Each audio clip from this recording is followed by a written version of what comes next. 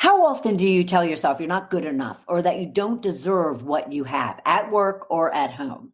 According to Peak Dynamics Company, research has found the average person has approximately 60,000 thoughts a day.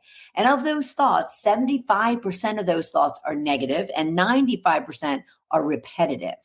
So that's 45,000 times you are thinking, telling, or beating yourself up on a daily basis. But why? More importantly, how is all of that negativity going to help you succeed in your work or in life? Performance coach Whitney Alexandra believes you absolutely can have everything you desire and possess a powerhouse inner champion that helps you to create the future fabulous life you want. So Whitney and I are going to discuss how to replace your inner critic with an inner champion, how to design your life and leadership brand around your desires, and how to become your next level self. Lastly, we're going to talk about how to embody your leadership brand. So stay with us. Welcome, welcome, welcome to Shedding the Corporate Bitch, the podcast that transforms female corporate executives into powerhouse leaders by showing them how to shed the challenges and overwhelm, along with any fear, insecurity, self-doubt, and negativity holding them back. I'm your host, Bernadette Boas of Ball of Fire Coaching, bringing you powerhouse discussions each week to share tips, advice, and sometimes tough love so you create the riches in your work and life you deserve. Let's do this. Whitney, how are you? Welcome, welcome. Thank you so much for having me today. I'm so excited to be here and have this fabulous conversation. We are going to have a fabulous conversation because it is so critical. As you and I were even talking about, we can't talk enough about the inner critic, confidence or lack thereof, and what it really takes for a professional to really be a powerhouse leader. But before we get there and talk about all that stuff, help our viewers and our listeners to really understand who you are so they can connect and relate with you. Yeah, what a great question. So I am probably the most fabulous performance coach you're going to meet. But beyond what I do professionally, I love really connecting with people. I am like really into high performance. I love to read. I'm always setting bigger and bigger goals for myself. And it doesn't always mean doing more. A lot of times it means doing things in a totally different way. So Right. I'm absolutely a lifelong learner, avid runner, and I really just value connection with people and friends and family. Any particular genre of reading? Self-help. Like, would that surprise you? No, especially when you say I'm a fabulous performance coach.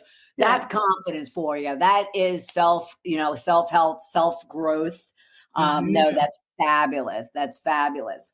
Well, leaning on probably your own journey and your growth in regards to your own self-confidence, help us understand what are the challenges you're finding when it comes to professionals and their level of confidence. What are you seeing out there as far as where they're at and where they need to go? Mm-hmm. It's so interesting. So I've coached hundreds of executives, and the large majority of them have been male. And there have also been, a good portion that are women. And I noticed such a difference in the words that are used, the level of confidence, how we sort of hold on to something is completely different. And so it is like we are from two totally different worlds when it comes to confidence. And typically you would see a male leader taking the stage and, showing up with a lot more presence than it would take for a female leader to get to that same spot. And a lot of it really has to do with preparation, and some of those other things that as women we feel are really important to show up in a qualified and really professional way. Right. Yeah. So let me ask you something when it comes to what you just said. What does presence look like? So when you say a man shows up, with a particular presence that a woman does not. What Mhm. does that look like? If there's any male listeners, I apologize. But typically, we see a fake it till you make it approach when it comes to men taking the stage. And with women, I see a lot more preparation, really knowing that this is the key message. This is how I want to connect with people. They have to feel like an expert before they will take a stage. And so there's a lot more of that preparation that goes into them viewing themselves as a leader and others also viewing them as a leader before they're prepared to take a leadership position and really own their genius. It doesn't Mm. mean that they are less smart. In most cases, I see the women around the table much smarter and just not having that same amount of confidence to really speak up and put their names forward for big opportunities. So one of my favorite mantras, and the way I brought myself up, let alone other people coached me, is the fake it till you make it. And yet Mhm. I get beat up a lot about it, whether or not that's the right approach. But as you're illustrating, it does come across extremely different and whatnot than what women are therefore projecting. What is your view about faking it till you make it? And what do you see as a pro to men doing that versus, the con that women aren't doing that? Mhm. I think let's jump to the end. And that last question you asked was so important. What do we see happening with men? We see them getting opportunities that they are stretching into versus women that don't quite feel qualified. And even after a recruiter is really working with them, might still not feel like they are prepared to take a leadership role or take the next step. And so we see them often not stretching as much, even though they are just as qualified, if not more qualified. I think fake it till you make it has a bad rap, right? Sometimes what I will use to help sort of soft sell this with a more feminine approach is that we're acting as if. What if we just acted like that person, right? I find a lot of times women will look for the particular skill. It needs to be 100% and exactly as defined. When actually, when we look at other experiences that they've had, we can often find the connection point, right? If they were someone who said, like, oh, I've never really led a group before, or I've never really been a leader, they're often discounting a lot of the experiences that they've had, whether it's community investment, or maybe they were chairing, a committee with the board or something like that, that has a lot of value, but it's not exactly the same. And Right. so we can get into a bit of a technical, right? We sort of talk ourselves down with that technical. It's not to the letter, even though it's like miles ahead sometimes of the experience that their peers might have. And so what could a woman do to kind of find that evidence, to kind of identify those things that they actually have, in their toolkit already, the expertise, the experience, the skill. How do you work with them to really understand what that is, so they're not diminishing themselves and they are taking into account all those things, even if it's not the exact Yeah. prescription? Yeah, sometimes I like to remove the person from it. So if we were working together, we'd say, okay, if a person like Bernadette was going to do this, right? Like sort of make it a little bit more abstract. If a person like you was going to do that, what other experiences might they have? Well, they might have community experience. Great. How about you? Do you have any community experience? Right? And we can sort of use that narrative to get to that. So for me, I'm a big runner. And part of what you'll learn doing any sort of activity is that if you can run 1 mile, you can probably learn to run two. You can probably stretch to three. You can build up the confidence to where you're running 4 or 5 or 10 or half marathon or whatever it is. Right. And so often it takes like building up those little successes and proof that you can do hard things or you can do something that's related. Right. Do you ever help them or guide them to kind of take inventory as far as even in their personal life, even in their family life versus their friend life or their community life, all the different things they do there. Because I think, do you find that women discount, what they bring to the non-work environment? And it's Mhm. because it's not on their resume. They don't really ever honor that and take that into consideration. And yet here's a whole bank of value. Absolutely. What I find so often is that, it can be the teeniest, tiniest little thing that we get fixated on, right? And it's like, Yeah. oh, this one thing isn't happening for me. Meanwhile, you're blowing out of the water on the other 95%. And so Right. often, that's just like a sneaky little way of our mind keeping us safe and making sure that, like, ooh, okay, this is uncomfortable to stretch beyond what's possible. I Right. also find for a lot of female leaders, they get to a point in their leadership journey where they think it's already really hard for me to balance and have harmony in these other areas of my life. So I don't want the next step, right? Yeah. And that is as much of an organizational problem as it is on the individual level, saying just because you have that next promotion doesn't mean you're working 2 times as hard or 4 times as hard. Right. Right. Right. Or you need to kind of figure out what is causing you to Mhm. feel that stress, that overwhelm, that disorganization. And that's where you come in to help them kind of adjust that. Yes. 'Cause people do it. I mean, there's tons of examples out there of individuals that do it, right? Would you say that? Absolutely. I think one of the biggest things I find with all female leaders, it doesn't matter what level you're at, we have this sense of ownership over the work that we do and this belief that maybe that other person underneath us can't do it the same way or can't do it right or I should just do it because I know they have a lot on their plate. That Right. is a huge one that comes up. Mhm. Whereas, typically in a male-led organization, their rule is push it down. That's the rule, Yeah. right? And so Yes. what happens is you have this dynamic where male leaders continue to push down on their teams, and those people push down and those people push down, whereas female leaders tend to hold a project and then beneath them, they also hold their project. And so it feels a lot different in a female-led organization. And it feels like no one else can do this like I can do it. Yeah. Yeah. Yeah. And so I want to, kind of have you kind of set these women straight.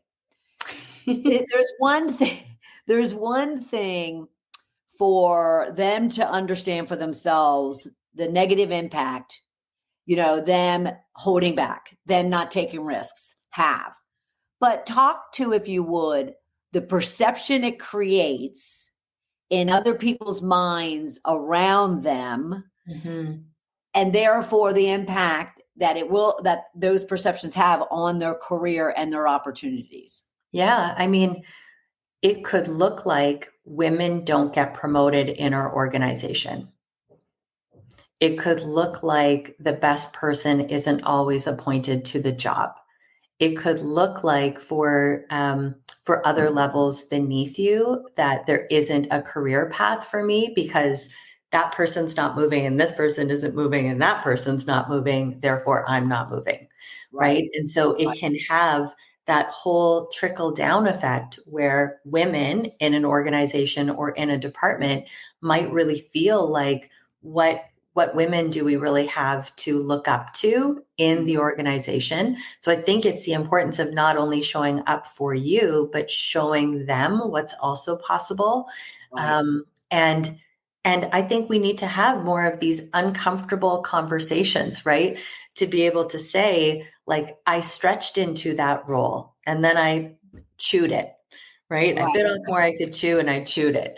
And so having those opportunities where people see that the leadership journey isn't always, roses and rainbows. Right. Sometimes it Right. is a stretch opportunity and it's a stretch for all people as they get into that. The difference is a man will feel like he deserved it and a woman will feel like I have to show that earned it and deserve it after I'm in the role. Yeah. And doesn't it create perceptions for an individual? Like, say there's an individual woman who's holding back, not taking risks, not really stretching themselves, not asking for that opening, for that opportunity. And therefore, the perception they're creating for themselves in their decision makers' minds is what? She's good. She's happy. She's well placed. Right. I think that's such an important one where women do not have a loud enough voice in an organization or a loud enough voice at a table. And it doesn't mean physically screaming at people, right? I think there's a way to have, great composure and a great conversation, great dialogue. But often women are happy to have the seat they have and be at the table and are not looking for what's next. And I think that's a huge missed opportunity, not putting your hand up, not asking what's next for me. If someone's telling you that it's, this great thing is coming for you next year, great. The clock has started. Yes. Right. And I think a lot of it too is getting clarity on what skills or things do I need to have? What expertise do I need to have so that that next role is mine? Because typically in some of these organizations, those moves are happening behind the scenes, right? Unless you've got a really strong champion that's putting your name forward, you might just not be in the conversation. Right. If you're not doing certain things to kind of demonstrate that you want it. Yeah, absolutely. Like a big part of what I end up spending time with both CEOs and executive teams on a one-on-one basis is we're talking about your personal brand, your leadership brand. How do you show up? What are the ways that you communicate with your team, right? How do they feel about you? What are the topics that you're really passionate about? And it sort of is extending from just what you're accountable for in your organization to telling us more, just as you started this conversation, Bernadette, tell me about yourself personally. What are the things you personally care about? So it's just as important to have your personal brand and also become a thought leader in your industry or in your organization. Okay, so for those women, and I love this, and I know you coach and talk a lot about leadership brand. So for those who might be sitting there going, okay, I'm not quite sure what that means and what that looks like and what I should be doing about it. Can you help us kind of paint the picture? And then are there any steps they could be taking to really kind of work on that leadership brand? Yeah. So I think the best way that I think about a leadership brand, it's no different than your personal brand. How do people describe you, right, in that corporate environment or describe you as a leader? Are those the attributes that you want to be known for? Or are there other attributes that you want to cultivate or bring forward a little bit more? I think a great exercise is always to ask some of the peers around you, either asking your peers, asking your team, asking up in the leadership organization, what are the ways that you would describe me or describe me as a leader? And figuring out if you like those attributes. Because you want to hide from them. Yeah, because I mean, truthfully, people could say some really lovely things. They could say, "Oh, well, Whitney, she's really personal and she's a really great leader and she's very empathetic." And I might have aspirations to really show more of a strategic side and to show that I'm really passionate about Indigenous relations. I might want to show that I'm a thought leader. And so if those are not the first things that people are talking about, then your personal brand and leadership brand is not aligned. And so I think a lot of that is really having that honest audit about, how do people describe you and figuring out whether you like that or not. Right. Now, I've also had executives that really wanted to have a personal leadership brand that looked a certain way. Like, for example, they wanted to be a bit of a ruler in the organization. They wanted to come down hard on people. The problem was, like, the guy was funny and And no one took him serious like that. And so it was misaligned because that wasn't actually who he was. And I Right. think that's a Right. big part is you have to be authentic, but there are some places where you can play up and down on some of those attributes. Meaning he wants to be a ruler. People are seeing him as the funny, nice guy.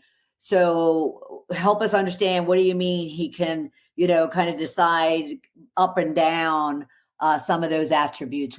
Because some people would say, well, then, what's a leadership brand if I can't change, Yeah. those perceptions? So what is that those levers that Mhm. they have to move? I always think core to any personal brand or any leadership brand that you have is authenticity, right? Like you can't consistently show up as something that you're just not. And so I think there are ways to add maybe what he's looking for is a little bit more command in the way he communicates, a little bit more structure in the way that he provides strategy or leads a team. So you could bring forward aspects like that and still use humor to engage people. Right. But Right. at the end of the day, it's those authentic parts of your leadership brand that really make you a standout from peers and in the industry as well. Yeah. Yeah. So you help them kind of look at how they're, describing themselves and their desire, but then you're working to make sure that, they're adjusting in the right ways that are going to stay true to who they are. Yeah, absolutely. It's Yeah. like a little bit of that audit. Let's see what people think right now. And then let's put a plan in place that really has you showing up as that person. So Right. do Yeah. you have the right tools in place? Do you have the right team in place? Do you have the right communication vehicles in place? Because so many people will say, well, I'm doing all these great things. How come people don't know in the organization? Well, they just don't, right? Right. Sometimes it can be just a vacuum of information. And so, what are the different tools or things that you could own that would help sort of continue creating this leadership brand for you and Right. also achieve those objectives?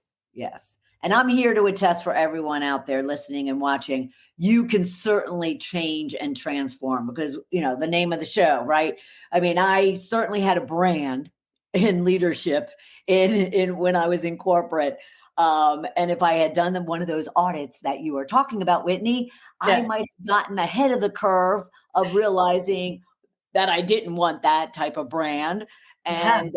And yet at the same time, I was given the chance to make changes. So it can be done. And I love the fact that you can guide your clients through that process. Now, you also, of course, talk about, and what we really wanted to talk about here is having like a limitless mindset. Mhm. And, you talk about the inner critic and then, making sure that you're then squashing that and turning it into a limitless mindset. Help us, understand why is that important and what can individuals do about it? Mhm. I mean, I think most people naturally have that inner critic that can just take over some days, right? And so there's a point in every leader's journey where you feel like, I've got no one, right? It's just me, or it's just my team, or we're fighting this good fight. And so I think it's the importance of learning to really champion yourself, cheer for yourself, looking a little bit more objectively at the thoughts that that inner critic is saying, right? Because we say the nastiest things to ourselves, right? If we said the things out loud that we had going on in our heads, people would really wonder, and that's every person. That's every single person. It doesn't matter if they're a CEO of $1 billion company or they're an entrepreneur that's making six figures. It's all the same. Yeah. So I think really getting a grasp on, what stories are you telling yourself? What is that inner dialogue that plays on repeat? And looking for proof that goes against what we are constantly telling ourselves, because it does take some of that correction, right? At first, it's about noticing it. And second, it's about correcting it, replacing that thought with something that's better. Yes, yes. And so I mean, is that literally an exercise one can walk through? Mhm. Is to kind of intentionally sit down with someone like yourself or even themselves and kind of say, okay, here are all my stories that I'm telling myself. And then looking for that proof and explain the proof a little bit more. Yeah, yeah, exactly. So it is something you can do by yourself. You can take out a sheet of paper. I find it's better when we write. We get so distracted when we're online all the time typing. Mhm. So if you can find a piece of paper, you write down those thoughts. And I like to keep them focused to one particular topic.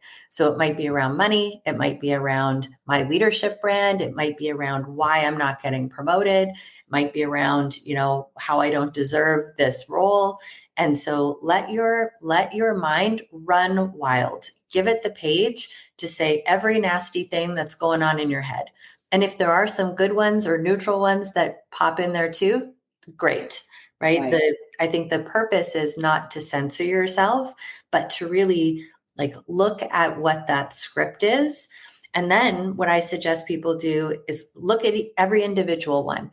Is that true? Is it true that you're a loser? Nope.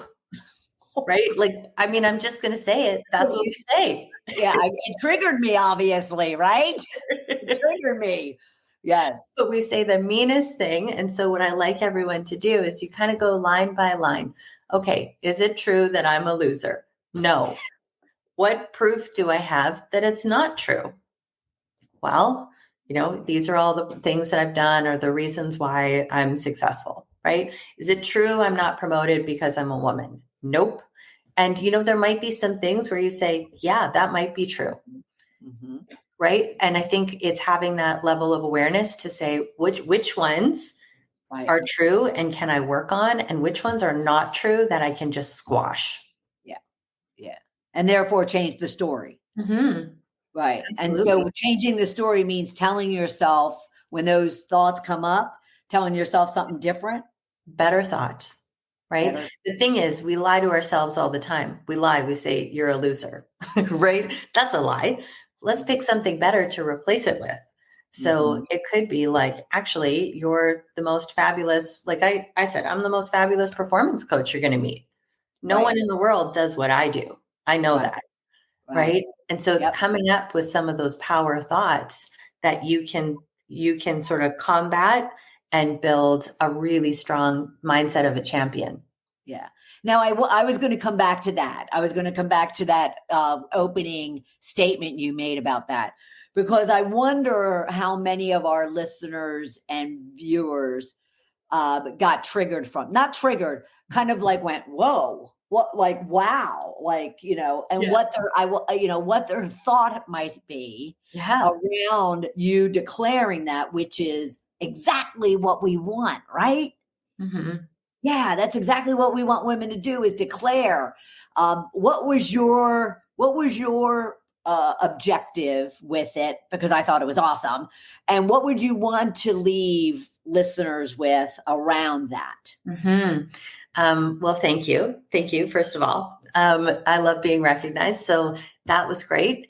One thing that I really think about is like, what am I the best in the world at? Right? You are a limited edition. There's only one of you. And I think this is something that every entrepreneur and every executive can take.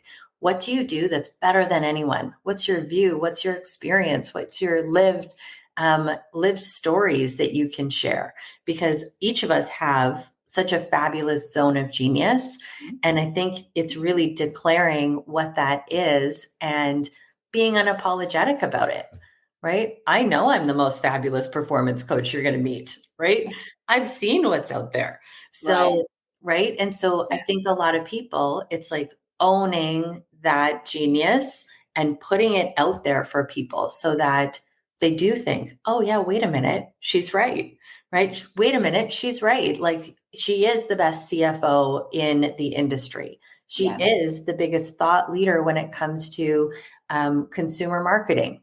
She Mhm. is the best legal team, the best legal mind that we could have in our business, Right. right? And I think we don't spend enough time when we're in an organization thinking about how we actually compete and comparing ourselves in a Right. forward optimistic way. Right. And even just honoring ourselves. I mean, even just honoring what you said about the fact that you're a fabulous performance coach. There's absolutely nothing wrong with that. And we each should honor what we truly believe about ourselves, though recognize, would you say, that we all have self-doubt and that inner critic that you talked about, right? Yeah. Yeah, we absolutely all have that. And